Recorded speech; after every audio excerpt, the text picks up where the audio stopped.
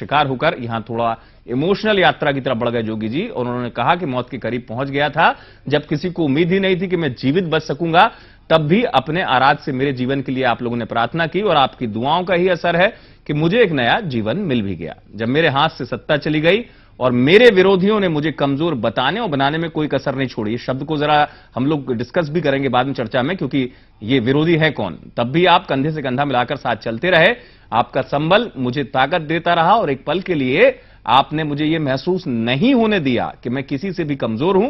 पैरों से लाचार हो जाने के बाद भी आपके पैरों से चलकर अपने कर्तव्यों का पूर्ववत यानी पहले की तरह निर्वहन कर रहा हूं। आपके और मेरे संबंध हमारी कई पीढ़ियों के संबंधों पर आधारित हैं। इस माटी पर पैदा होकर हम एक साथ चलते आए हैं। उसी हवा, उसी पानी, उसी अन्न ने आपको और हमें यहां तक पहुंचाया है। हम एक ही धागे में पिरोए हुए दो मोतियों की तरह हैं। कोई ताकत हमें अलग नहीं कर सकती, तो अलग कौन करना चाह रहा है, यह भी एक बड़ा सवाल उठेगा बाद में, और ना ही हमारे संबंधों को कमजोर कर सकती है। यदि आपने मुझे शक्ति प्रदान की है तो उसके बदले में आपको केवल एक पहचान ही दे पाया हूं।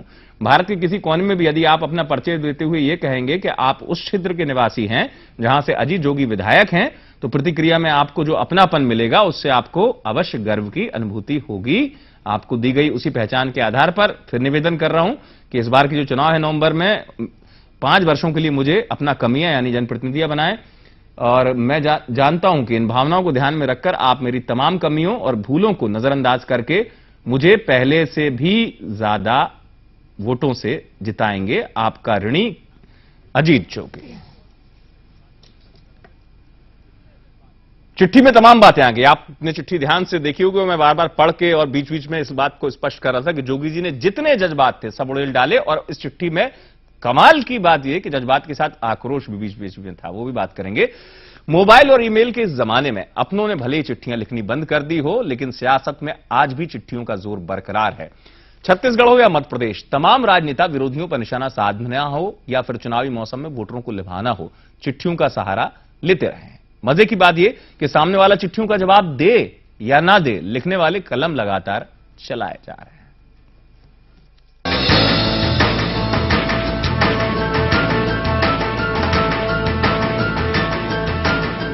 कल तक छत्तीसगढ़ में कांग्रेस के लिए सिरदर्द बने अजीत जोगी ने अब बीजेपी के माथे पर शिकन ला दी है, और शिकन की वजह है वो चिट्ठी जो मरवाही की गली गली से लेकर घर घर में घूम रही है।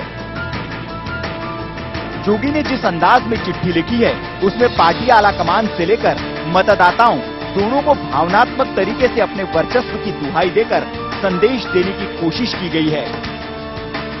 हालांकि इस चिट्ठी के बारे में कांग्रेस कुछ भी खुलकर बोलने के मूड में नहीं है।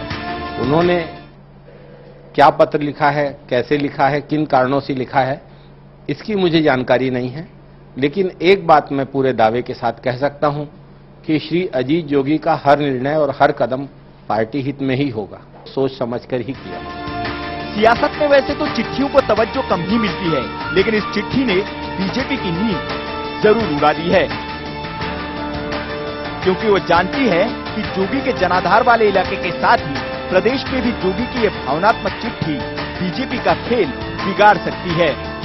कांग्रेस डूबने वाली है, वो अपनी अंतिम शब्दों का प्रयोग करके जनता को भावनात्मक रूप से अपना अपील किए हैं कि जनता फिर से कांग्रेस को वोट दे, लेकिन मेरा मानना है कि अब कांग्रेस की डूबती नैया है, इस प्रदेश में कांग्रेस का सफाया होना तय है, इसलिए अब इस तरह के मार्मिक पत्रों लिखना पड़ रहा है। चिट्ठी ने छत्तीसगढ़ ही नहीं मध्य प्रदेश की सियासत में भी खूब खलबली मचाई है। कांग्रेस महासचिव दिग्विजय सिंह वैसे तो बीजेपी पर हमला बोलने का कोई मौका नहीं छोड़ते, चाहे बात बयानों की हो या तीखे आरोपों की। यही धार दिग्गी की चिट्ठियों पर भी नजर आती है। दिग्विजय सिंह ने सीधे मुख्यमंत्री शिवराज सिंह चौहान को कई चिट्ठियां लिखी और उसका जवाब न देने के लिए फिर एक चिट्ठी शिवराज के मत्थे मढ़ दी। चिट्ठी का ये खेल दिग्गी राजा तक ही सीमित नहीं है। कांग्रेस के दूसरे नेता भी बीजेपी सरकार के कामकाज को लेकर कई बार चिट्ठी खेल चुके हैं। सिंधिया की सीएम को किसानों को दिए गए मुआवजे में हुए भ्रष्टाचार की जांच को लेकर लिखी चिट्ठी ने खूब सुर्खियां बटोरी।